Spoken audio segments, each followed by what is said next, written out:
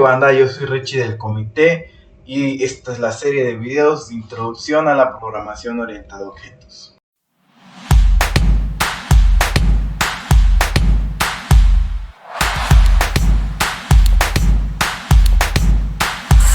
¿Qué tal, chicos? ¿Cómo están? Espero se encuentren muy bien. El día de hoy les vengo a dar la fase 1, que básicamente son los conceptos fundamentales para comprender un poco qué es la programación orientada a objetos. Entonces empezamos. El concepto clave. ¿Qué es un paradigma dentro de programación? Un paradigma de programación es un estilo fundamental de desarrollo de software. Es una forma de conceptualizar y resolver problemas utilizando un enfoque particular. En este caso tenemos tres enfoques: estructura de pensamiento, conjunto de herramientas y guía metodológica. En la estructura de pensamiento básicamente es de que define cómo se organiza y se estructura el código para abordar una tarea específica. En la parte del conjunto de herramientas, implica un conjunto de conceptos, abstracciones y métodos que el programador utiliza para resolver un problema. La guía metodológica básicamente sirve como una hoja de ruta para construir sistemas complejos de manera coherente, donde comprendemos la estructura modular. Asimismo, tenemos la analogía de paradigmas, que es básicamente los diferentes enfoques para el mismo problema. Tenemos el enfoque imperativo, el funcional y el orientado a objetos. El imperativo se centra en el cómo una secuencia de comandos o sentencias cambian el estado del programa, que básicamente son los procedimientos. Recordemos que el imperativo es el cómo, se centra en el cómo. El funcional se centra en el qué, define el resultado mediante aplicaciones de funciones, evitando estados modales, en este caso estados de cálculo. Tenemos el orientado a objetos, que se centra en la estructura, modela el mundo real mediante entidades llamadas objetos que interactúan entre sí dentro de un programa. Pero, ¿qué es la programación orientada a objetos? Lo que nos interesa, el tema de interés. La programación orientada a objetos es un paradigma que básicamente utiliza objetos. Es una estructura que se utiliza para abordar o diseñar y resolver un problema. Básicamente se diseñan aplicaciones y modelos de software con este paradigma. Combinamos datos con funciones en estructuras coherentes para resolver un problema. Fue popularizada en los años 80, especialmente en lenguajes como C++ y Smalltalk, buscando gestionar la complejidad del software y optimizar el rendimiento del código. Tenemos la esencia de Poe, que básicamente es simular el mundo real, donde todo está compuesto por entidades que tienen propiedades, que son los atributos, y pueden realizar acciones, que son los métodos. Facilitan la creación de código modular, reutilizable y fácil de mantener. Todo esto para no tener código acumulado o código zombie, el famoso código zombie. Un ejemplo de esto es que imaginemos que estamos creando un programa para una escuela, donde en el mundo real una escuela pues tiene estudiantes y cada estudiante tiene características y comportamientos. Una entidad, o mejor conocida como clase, es el estudiante, es nuestro modelo. El atributo o característica es lo que tiene el estudiante: un nombre, una edad, una carrera, una altura, un peso. Y los métodos, que son las acciones que puede realizar un estudiante: el estudiar, el presentar un examen, el dormir, el comer, el hablar. Ventajas clave para adoptar la programación orientada a objeto. Es una muy buena ventaja, aunque odiado por muchos, amado por otros. Implementar la programación orientada a objetos básicamente nos ofrece muchos beneficios en proyectos de cualquier escala, desde organizaciones pequeñas hasta organizaciones grandes, y es muy fácil de mantener. Tenemos estas cuatro ventajas clave, que es la reutilización, que básicamente el código puede ser reutilizado en múltiples partes del código sin tener que romper toda la estructura o todo un servicio. Tenemos el encapsulamiento, que el encapsulamiento protege los datos internos de un objeto. Más adelante veremos en la serie de videos qué es el encapsulamiento y a qué nos referimos con proteger los datos internos. Y básicamente se limita el acceso no deseado y mantenimiento a la integridad del código. Tenemos la mantenibilidad, que básicamente al ser modular, bien organizado, todo bonito, todo bien hecho, es mucho más fácil de localizar, de modificar, de corregir errores que hayamos en esta parte, porque todo está, pues básicamente está limpio, es un código limpio. Tenemos la escalabilidad, que básicamente nos permite añadir nuevas funcionalidades y expandir el sistema sin necesidad de reescribir grandes cantidades de código existente. Tengamos en cuenta que si tenemos un código modular y un código limpio, que básicamente podemos tener la reutilización, porque tenemos nuestras 4 ventajas, podemos reutilizar el código lo máximo posible y solo añadir ciertas piezas de código, faltantes, claro.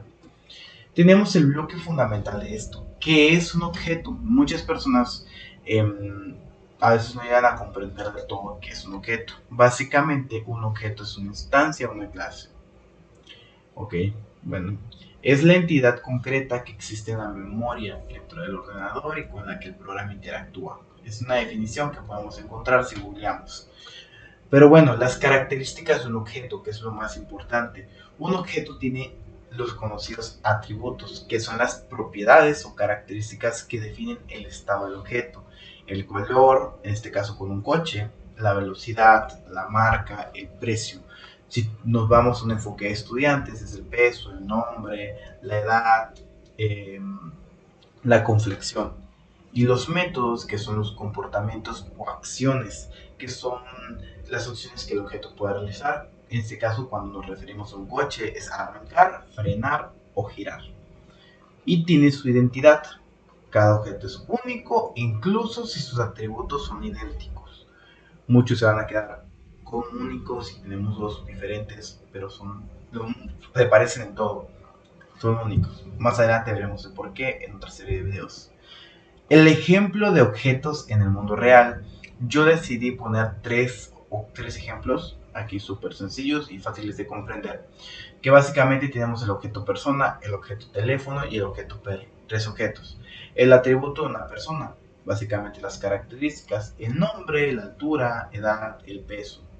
Los métodos, las acciones que puede hacer, el comer, el dormir, el hablar. Asimismo, con el teléfono, que tiene un modelo, un color, una batería, un precio.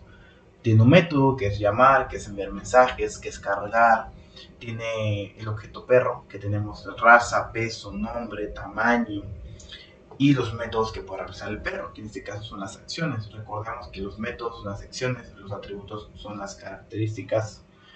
Y tenemos el ladrar, el correr y el jugar. El estado de un objeto se define por los valores actuales de sus atributos. ¿Me entienden? Comprendemos la estructura de qué es una clase. Y si no la comprendemos, ahorita mismo veremos la estructura básica y un ejemplo de ello. Una clase es la definición o el plano de un conceptual a partir del cual se construyen los objetos. No contiene datos en sí misma, sino la estructura que tendrán los objetos. Veamos la clase como una plantilla. Básicamente es una plantilla. Los objetos son los que adaptan esa plantilla. Ok, define la forma y el comportamiento de todos los objetos de ese tipo y es la abstracción de una identidad. Cuando hablamos de abstracción, decíamos que protegían los datos. Es algo que veremos más adelante. Ahorita nos concentremos en qué es una clase, en la estructura básica. Que básicamente una clase tiene un nombre. Así de fácil, obviamente, pero siempre empieza en mayúsculas inicialmente. O sea, la primera letra empieza en mayúsculas. Tenemos la declaración de atributos, que son las variables. La declaración de métodos, que son las funciones. El constructor, que es la función especial para crear e inicializar objetos. Mucho más adelante veremos la diferencia entre un constructor y un inicializador, que no son lo mismo. Tenemos las diferencias fundamentales entre clase y objetos para que nos quede muy claro. Tenemos la clase de definición abstracta. Recordemos que un objeto no existe físicamente en la memoria del ordenador, pero sirve como un modelo o un tipo de dato definido por el usuario. Tenemos un estudiante, que es nuestra plantilla, es nuestro modelo, es nuestro molde. Ejemplo, aquí yo puse de ejemplo la idea de una casa, es nuestro plano, una casa. Tenemos el objeto, que es la instancia concreta. Entonces, el objeto es una realización del modelo en la clase. Me van a decir, oye Richie, pero ¿cómo que una realización?